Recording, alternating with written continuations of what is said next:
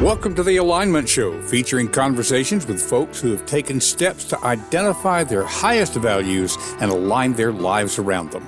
Time on this earth is not unlimited, and you may be seeking to make sure you spend your time on things that matter to you. These conversations will encourage you and support you in doing so. Now, let's meet this week's guest on The Alignment Show. And a good morning, good evening, good afternoon, whatever time it might be in your part of the world. Welcome once again to The Alignment Show. My name is Don King. I will be your host today. And we have a guest with us that I'm excited to get to know. I will tell you how I came across Heather Stark as we get into it. But first, before we get into our program, just a reminder that The Way of the 3-Year-Old Why is out there in the marketplace. I really should have had the cover up, shouldn't I? There it is. Okay. Just in time for Christmas, as they say. Just remember, those of you who've been with us regularly, you know about this. The Way of the 3-Year-Old Why is a business fable about Dan Roberts, who couldn't remember what his reason for living was, and a mysterious stranger helped him to remember that. So I hope that it will be supportive of you as you figure out what your why is. And I think we're going to be talking with somebody this morning who has figured out her why. So let me go ahead and tell you about Heather Stark. Before I forget, those of you who are on video, got a website down there at the bottom, donking.com/3YO. That's where you can find out more about the book. You can always get the show notes at confidencecultivators.com. So that'll be coming up here. And now, get back on track here. Heather Stark is somebody that I kind of tracked down in a way because I came across, I can't remember how I found the article, but I came across an article that was about her experiences at a homeschooling fair, and really got my attention. So I went looking on the internet, found her. She agreed to come on the show today. Heather Stark is a business owner, a podcast host, a feminist writer. Her girl empowerment company is called Grace and Grit. It helps girls discover their worth and potential through the stories of historical women. She is the author of Her Story, a hilarious and heartfelt conversation about why beauty milestones should be options and not expectations. She lives on Padre Island with her family, and I can tell you, just having brief conversations with her, she knows her stuff. She's a strong woman who is a great model for girls herself, and I'm very glad to have on with us today Heather Stark. Heather, welcome to The Alignment Show. Hello. Thank you for having me. Absolutely. Absolutely. We're going to be talking about your book and about the work that you do through Grace and Grit.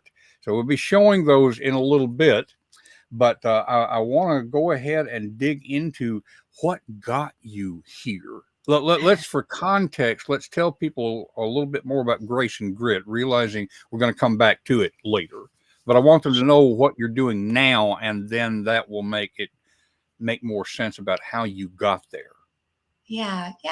So Grace and Grit, it's a girl empowerment company. And at the base of it is lessons around the lives of historical women. So we've written a self-esteem curricula. We have a couple that use the lives of women who have overcome adversity, that realize I have to make a change for me to live the life that I feel like I was supposed to live. And in doing so, they altered history and they made changes for future generations. You know, I'm sure some of them possibly knew what they were doing and the ripples upon ripples effect, but some of them, it was just something that they needed to do for them.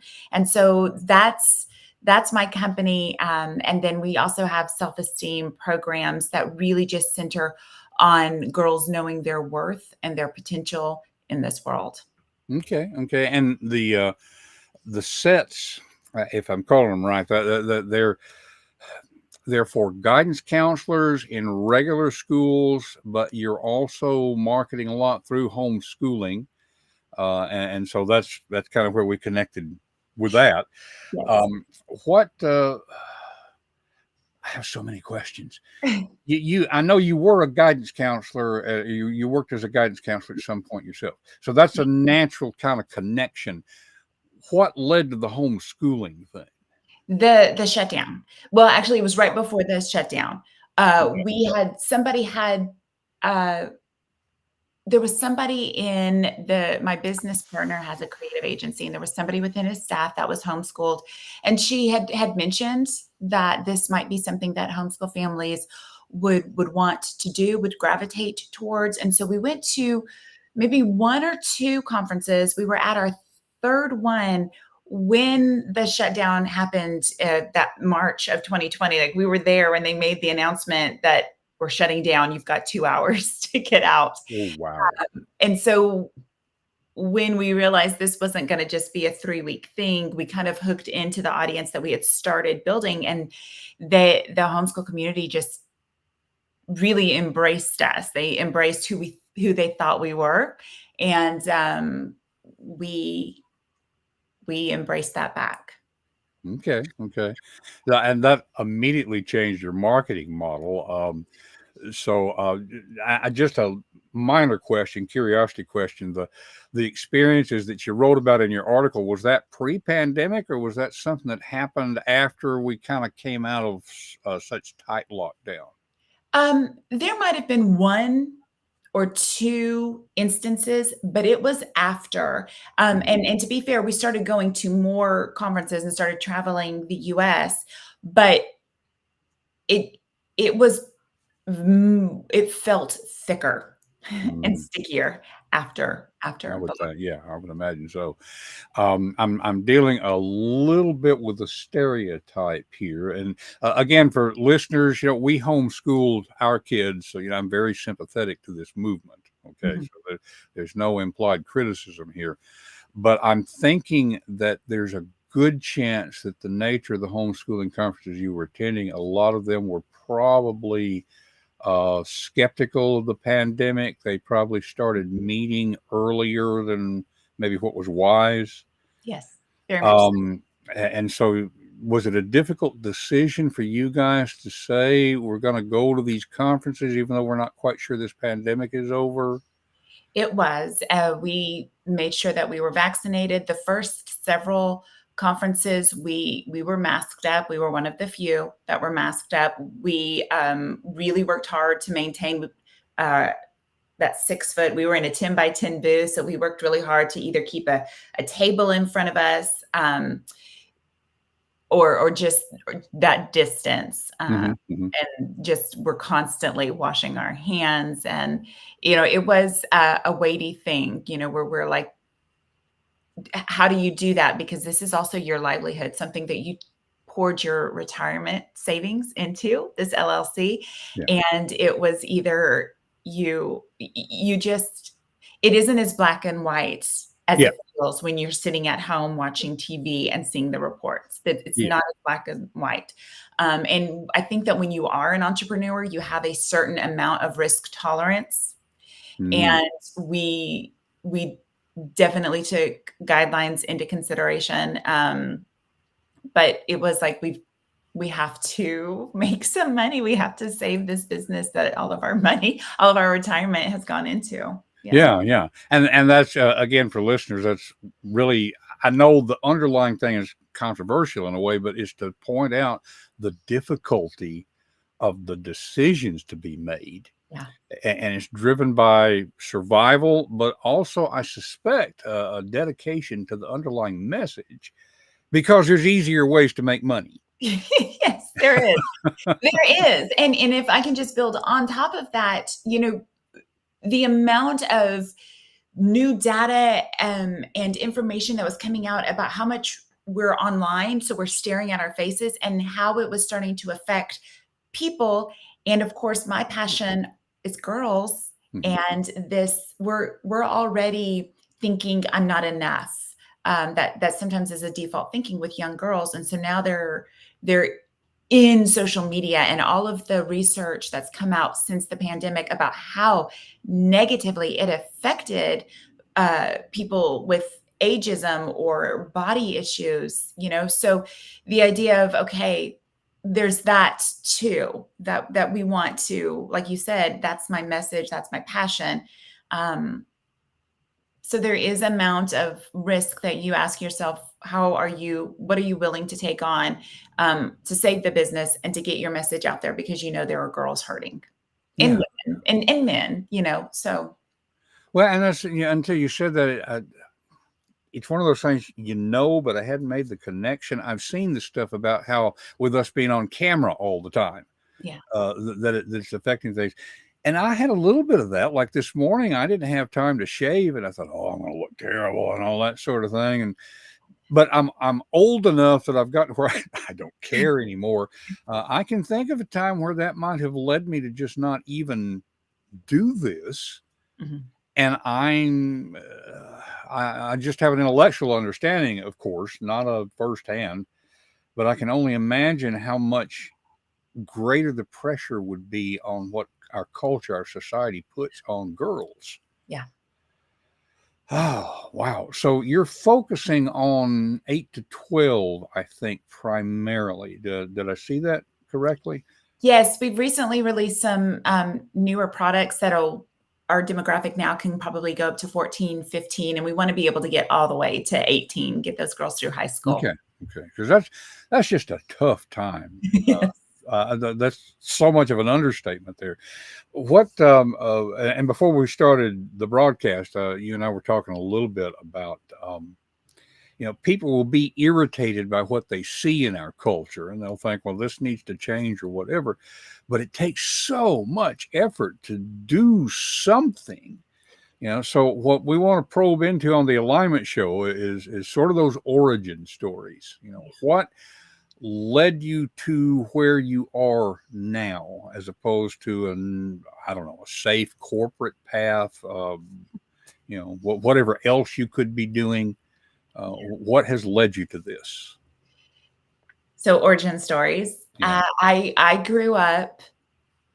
My first vivid memory of me not being enough was I was in 5th grade, and I was looking at myself in the mirror, and it dawned on me that I had like 6 months to get pretty before I went to middle school.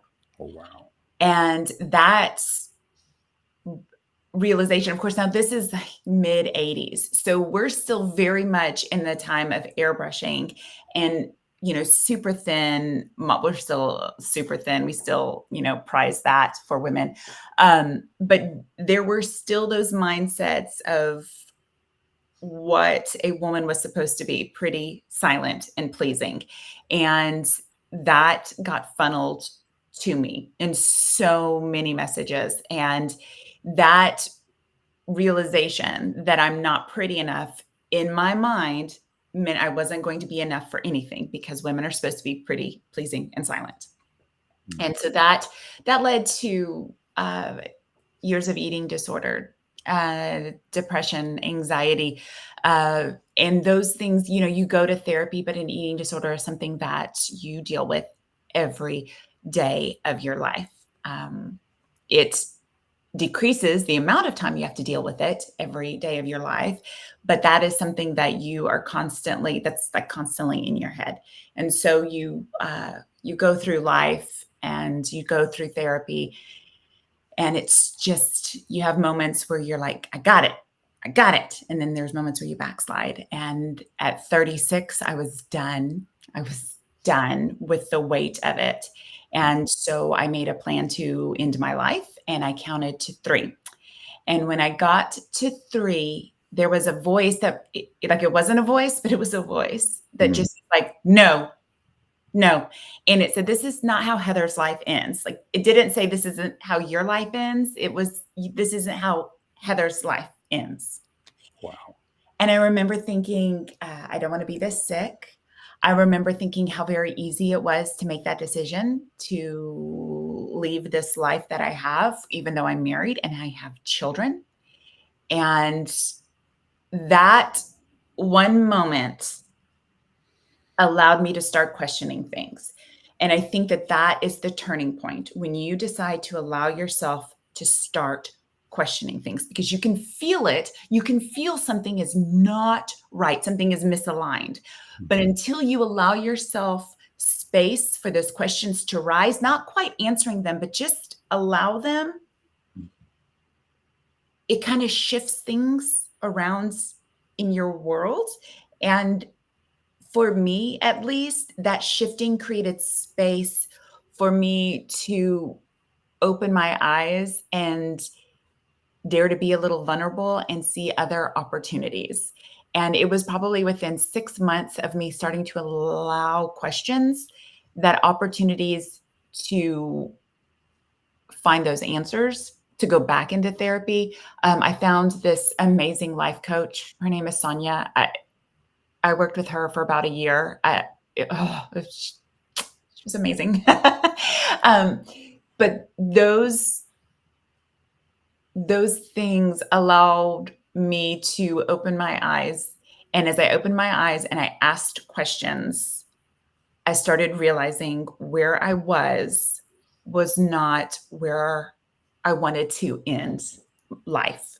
You know, whenever the end of this life in this realm happens, I want to be over here doing other things. And I realized that I had lived my life with my tongue stuck to the roof of my mouth, and I couldn't do that anymore.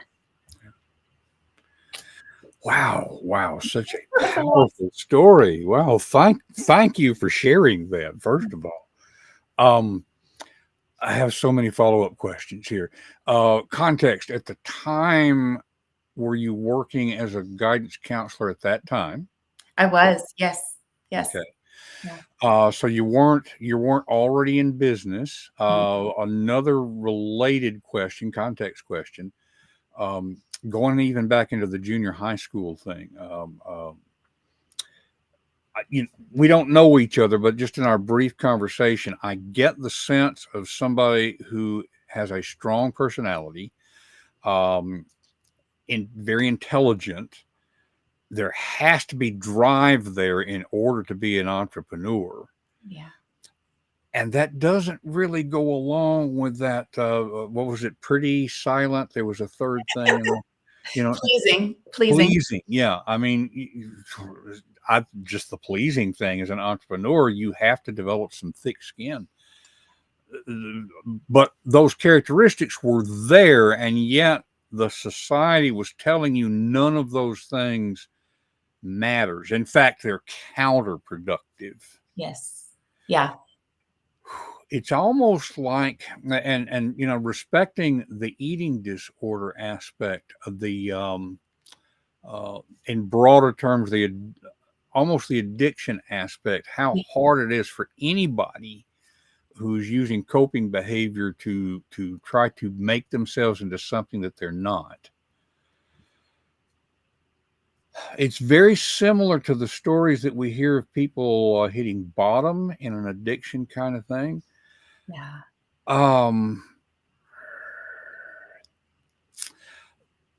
Heather, there's just so much here. I'm going to go in the direction of, okay, you've had this realization, things are not acceptable the way they are. Mm-hmm. At that point, it's almost like being, and I use this term with some trepidation, it's almost like being born again. In the sense of starting over again, brand new, which means the whole world is now open to you in a sense. Yeah. So what led you into, let's tell the stories of these women, the historical stories, as well as I've got 2 or 3 questions trying to get out at once. It's not working well. Let me give a quick context here. I started writing over 50 years ago, and one of the first things I learned working with newspaper people, two kinds of folks that did it. Some just loved language, and to them, the necessity of digging out information to report it was simply what they had to do in order to do what they loved doing, which was writing. The others loved digging out information, loved exposing corruption. To them, the writing was the necessary thing in order to do what they loved, which was the digging. Okay. So I want to tell these stories, and that means I need to be an entrepreneur. Which would you say came first? Were you looking for a business, or were you looking to tell that story? And then I had to become an entrepreneur to get the story out there. Does that make sense? It does. I was looking to help girls. I was noticing as I was having all of these questions, and I said, your eyes are open to other things. I really started paying attention to how many girls were coming into my office in third and fourth grade and just feeling like their lives had suddenly fallen apart. They couldn't tell me why they were sad or why they didn't feel like they could fit in, or then their parents were like, yesterday we were fine and today we're not. What is wrong with my daughter? And then it dawned on me, nothing's wrong with them. Society has set things up in such a way that we believe something is wrong with us. And although we don't practice those things that happened in the 1800s when a girl's only commodity was her body, we don't have that, in the late 90s, early 2000s. We still have the ramifications and the consequences of those things. And so I was talking to my husband about working with this sixth grade girls group and how much I loved it. And he just happened to say, perhaps you're supposed to do a business with girls. And at first I laughed because all I knew was education. There was no way out. But as I was allowing these questions to surface and seeing opportunities, I thought, oh, he might have a point. And that led to a position being opened at another school district, but in a town where there were resources that could help me start a business like that. And at first it was a nonprofit, and it started with just a several week self-esteem program. And so I wrote that, and I started the nonprofit. I had a board, and there was a woman that came to me and said, look, you've started this nonprofit and that's well and good, but at the end of the day, you don't own the nonprofit. You've got to have something for yourself. And she said, what about something with women in history? I love history. I minored in history. I was a brief major. I was a major for half a second, and then I switched that to psychology. And the more I thought about it and the more I thought about history and the lack of representation, I've always loved to write too. That is something that I've done. My journals from high school are quite embarrassing, that the stories and stuff that you write when you're 16 is horrific haunting.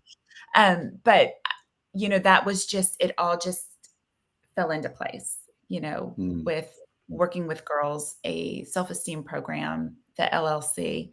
And it was 2 years of kind of a slow roll. And then it was just time to jump. It was time to jump. And so I jumped. Okay. Yeah. Okay. The story aspect of it is because I have a bias here.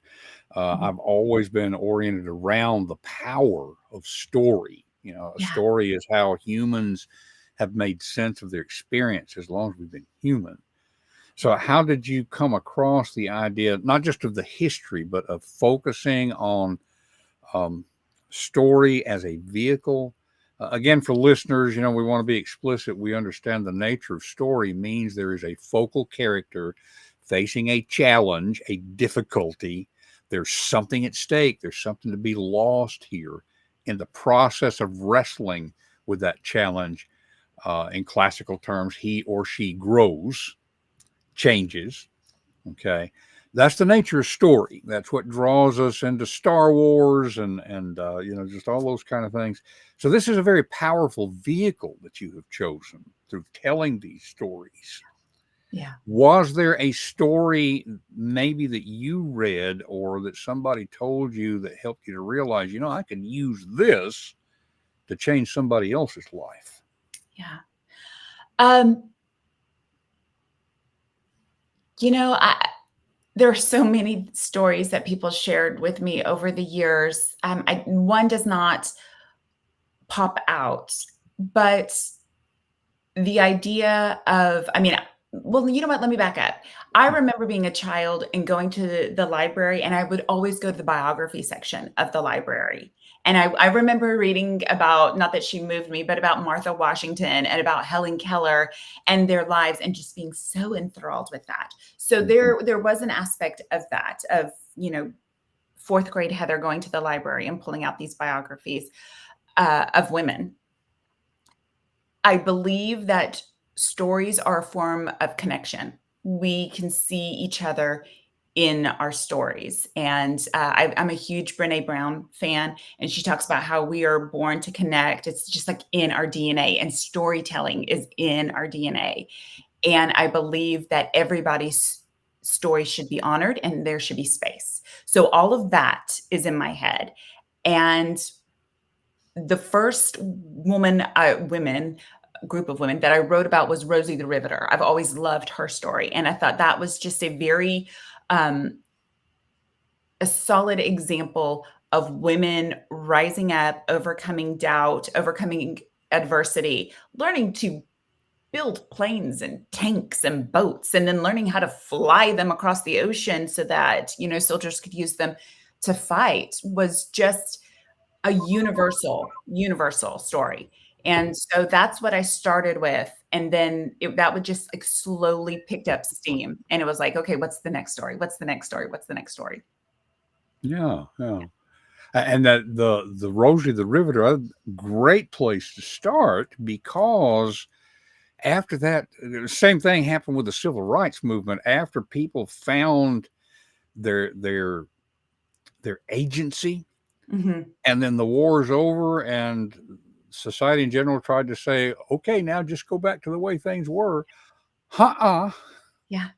Yeah. It's like it opened it all up. Yeah. There's a legacy of Rosie the Riveter, and, I write about that too. What happened after the war, and this idea, we got to go back to silent and pretty and pleasing. That's it. But that changed. It changed women in the workplace. Now we did go back, for the 50s and the 60s. Families wanted those more traditional values after the war, but yet there was still that undercurrent of women going, okay, I got to get the roof, my tongue stuck off the roof of my mouth. I got to say something. So yeah. Oh my goodness. Well, I want to be sure we take a look at some of the resources that we have on here. Let me see, share screen. Let me show first the article that got my attention here. Okay, so this is I've been to over 20 homeschool conferences. Things I've witnessed at them shocked me, and I mean this is great storytelling, Heather. Just throughout this thing. Yeah. There's several little vignettes here, recounting conversations. I love the pictures that you're painting here, Thank you. the conversations. I particularly love places where people would start to talk to your business partner instead of you, and he would redirect attention to you. I think I'm saying that accurately. Is that? Yeah. Oh, yes. Because, I write the stories, I research them. He does this amazing job of making everything beautiful and vibrant. But yeah, at these conferences, there was a lot of very traditional Christian values that people feel like, the man is the leader. And so they would come up to my business partner, who is a man, and, ask questions. And he'd be like, well, Heather, and then they'd be like, oh, it's okay, I want to talk to you. It was amazing. Oh my goodness. I can only imagine. And so, folks, I'll have a link to the article in the show notes. I don't have it, to go on the screen right here, but I want to share that article with you because it's just a well-written article, and it really gives you a flavor of of what goes on here. And again, to be very clear, this not making fun of these folks. You know, it is a bit of a different culture. As I've already said, me and my family, we were into homeschooling, although I'm a pastor, we were homeschooling for hippie reasons. You know, we're old hippies. Okay. But still, you know, it's a great illustration, I think, of bridging assumptions, opening up some inquiry. The very first story in there was where I'm not going to give away too much of it, but the woman you were talking with used a word that is culturally loaded these days. Yeah. And rather than argue, you simply asked a great question, which is, what do you mean by that? And it was the first she realized that she really didn't know. And it opened up the conversation. That is such a great skill in and of itself. Yeah. That's a counseling skill. Well, there it is. Yes,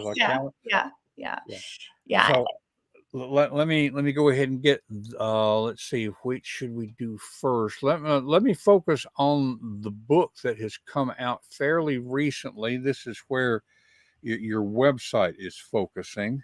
Yeah. This is heatherstark.me, and again I'll have a QR code for you here in just a second, those of you who are on with us with video, and we'll have the link in the show notes. But we've got the book here, Her Story. 4 years thinking, reading, talking, researching, writing. Wow, just the journey of getting this book published is quite a journey. Oh, yes. It's not for the faint of heart. Yes. So is this sort of your latest project? Did this come after the historical material? Yeah, it actually resulted because of the business. You know, at these, when we were part of these homeschool conferences, I was a speaker, and you know, it was best practices when raising girls. What can we do? And so one of the things that I talked about was, you know, beauty culture. Let's really look at beauty culture as an option and understand why it started, how what the natural consequences of that of beauty culture has been through the generations, and really present it in such a way that our girls are free of that expectation. And if they want to do it, great. Just let's figure out why you want to do it, not because that's what you're supposed to do. And so it breaks down makeup and hairstyles and shaving. Like why did women start shaving? Where did that come from? Fashion trends. We talk about the last chapter is about friendships, just that beauty, how beauty culture can sometimes shape a friendship where you feel like you've got to fit in instead of realizing you were made to belong in a space, not fit into a space. And, you know, with girls understanding that a lot of times friendships are seasonal, because there is a lot of heartache that comes with girlfriends. And just to kind of wrap that up and put a little bow tie on it. Okay. And obviously if you write for everybody, you wind up reaching nobody. So there is a targeted audience. But I've got to ask, it sounds like to me this would be a great book for men to read as well, to gain some understanding, maybe. Oh, yes. So there's sections for girls, and then there's sections for parents. And, you know, I ask questions like, with the parents, what is your expectation of beauty? And, you know, if you're a dad, do you expect your wife to wear makeup? Why is that? Do you expect your daughter to shave? And I talk about period care, and I talk about dads. You got to be not like in it 100%, but you're the first guy your daughter will ever talk about a period with. So she's got to know it's okay. So yes. Yeah. And I've got on the other side of that, I got to say, guys, get over being squeamish. Okay. That this is just life. Okay. Yeah. And I say in the book, periods equal people. So if you want to have children, you got to understand how this works. Yeah. Absolutely. I'm glad to hear this. And for folks who are on with video, we've got a QR code up on the screen. It's Heather Stark, HeatherStark.me. me. Is that the best place for people to find the book, or should we be linking to some other place to get the book? That link will take you to Amazon, but it's also online, Target and Walmart and Books a Million, Barnes and Noble. Those Yeah, places. okay. Curiosity, are you using books2read.com for a universal link? No, I have not heard of Books to We'll Read. we'll talk about that when we get off here, because that Okay. can be an easy way to let people find your book. Okay. Anyway, also want to show the graphic is going to look the same, but the QR code is different. This is going to Grace and Grit box, and I want to get that on the screen. We'll come back to the QR code again in just a second. But let's see here. I've gone overtime here because I'm just so fascinated by this. Grace and Grit box. So there's a lot of stuff here, new products. Okay, start with Grace Motivational Journal. That sounds really interesting. Empowering gifts for your girl. History-based unit studies, which I think is probably where we started. Mm-hmm. And then educational tools for girls ages 8 to 12. And that struck me when you were talking a little while ago about third grade, fourth grade girls coming in with these issues. And I did the math real quick. I said, these are 8, 9, 10-year-old girls. Yeah, they're children. They're children realizing things that adults are realizing. It's, yeah. Yeah, yeah. I mean, this is just so powerful. Did you work with an illustrator? Is your business partner an illustrator? He's graphic, but we have an amazing illustrator. And she's just Ani. She's just takes the spirit of what we're trying to do and brings life to it. She's fabulous. Excellent, excellent. Okay, because just bringing all that together is a challenge in and of itself. So once again, it's Grace and Grit box, and I'll have a link in the show notes because it's I can say it out loud. It's just simply graceandgritbox.com. Mm-hmm. No spaces, no hyphens. That was good. Okay. So what's next as far as how the business will continue to develop, or your journey? It's not necessarily through Grace and Grit box. Yeah. Isn't that interesting? Because you think it is once you start a business that everything's going to go through this business. So we, as a result of that article, we have been asked to not attend any of those conferences anymore. Wow. Okay. So it was very interesting that I was punished for my reaction to things that happened to me at those conferences. However, as a result of that article, secular homeschool conferences have reached out. So we will kind of shift and start touring with those in the spring. I have a dream of opening a girls' school that I'm slowly starting to put into play. Now, this is obviously a long game. Yeah. I want to be able to build Grace and Grit to where I am able to hire women who need second chances and third chances and fourth chances at life. We feel very strongly about adding more diversity to Grace and Grit box. And so we're coming out with our 11th woman in 2024. And then our 12th woman, both of them will be women of color. One will be Hispanic, one will be Asian. That's where I am now. Those are the things that I'm slowly pedaling through. Excellent, excellent. I'm going to step on a soapbox here for just a second, Heather. You know, I've mentioned I work as a pastor. I've homeschooled from both sides of this. I'm going to say to those folks who are disinviting you, shame on you, because you need to have the diversity of worldviews here. Okay, this is not somebody who's pushing pagan philosophy. This is somebody who is empowering women, and I'm going to put it out here like this. There's nobody in history who, in their context, in their cultural context, empowered women more than Jesus Christ. Yeah. So shame on you. But I am glad that the secular homeschooling industry is now reaching out to you. We will share that link to the article and all of these websites. We don't have a large audience, Heather, but we have an influential one. And so I'm sure these folks will be supporting you.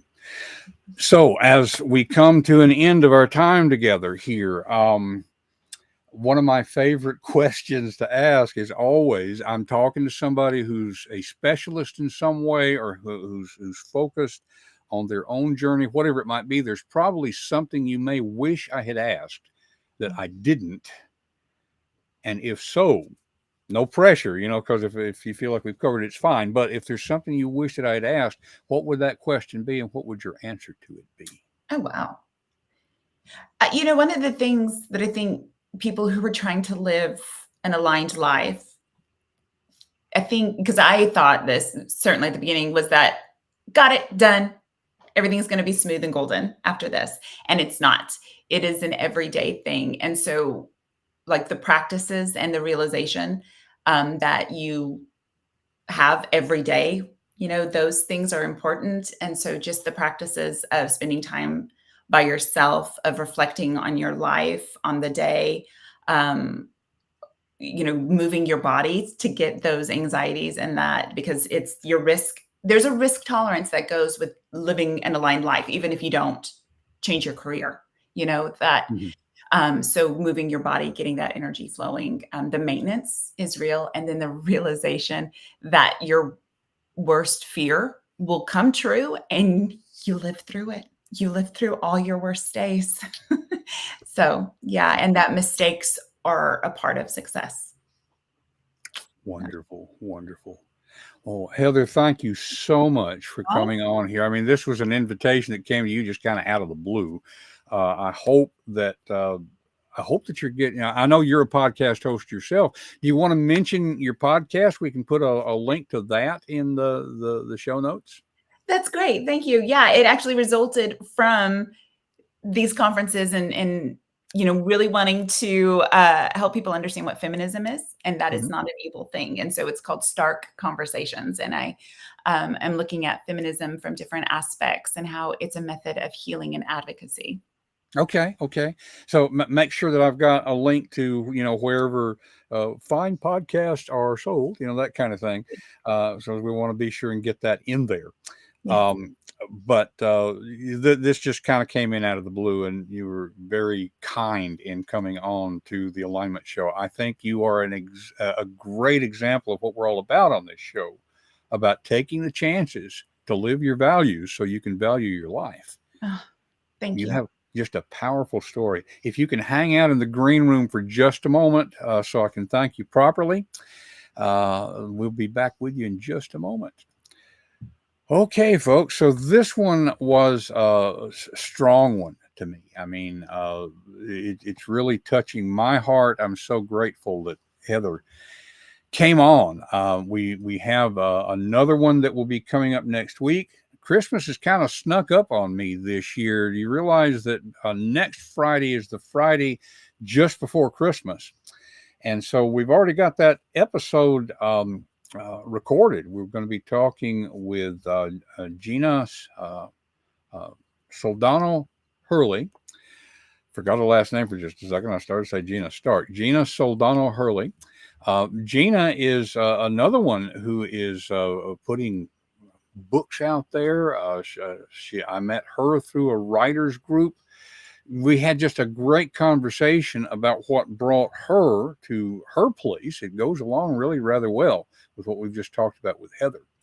And so we will be doing that next week. So we will be on for the Alignment Show. It's just going to be recorded. I will introduce it live, but we weren't sure with things the way things go just day before Christmas that we'd be able to get Gina on live. In any case, be sure and join us next week for the Alignment Show. We're always seeking to support you in your own life so that you can live your values and value your life. We will see you next week. I'm trying to find my video clip here. Here we are. We'll see you next week on the Alignment Show.